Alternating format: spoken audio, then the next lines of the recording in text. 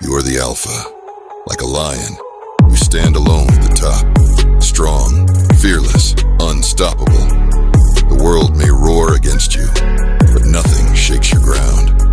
Every challenge is fuel for your fire. Every obstacle just another step forward. You don't break, you conquer. Because being alpha means knowing no limits, only victories. Okay, nhớ rằng của cha cái brother.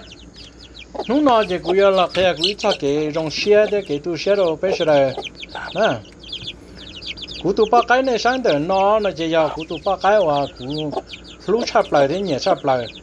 Của tu ba cái nó giờ khó và của kia ta cái là đầu tiên sáng nó cái là nó.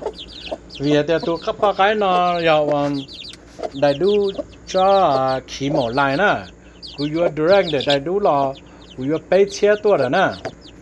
cái của rong xe hình của cái xe rồi tụi nó chập lại, của mỗi tụi nó chọn được của ít tụi hoàn thành xe nè, tụi nó của ở xe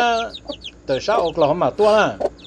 tụi cái đấy nhìn đầu nó ít cái lại, của mới chọn được tụi nó của cái xe hình, của cái rong xe chập lại của lọt xe thì nó chỉ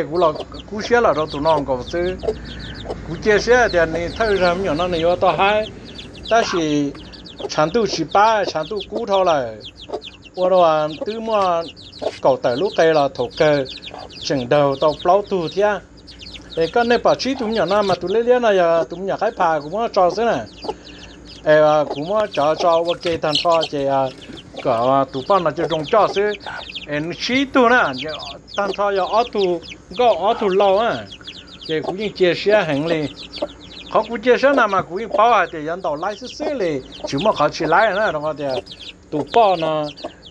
ต่อกูมั่วป้าหอมาเนี่ยยังเบรนเต้าไกด์รงแห่งกูที่มั่วลินได้นี่ยาตัวยาจ้ากูไล่น้องมันตัวยาตอนเด้นะกูป้าแต่เนี่ยว่าจงเล่นต่อตัว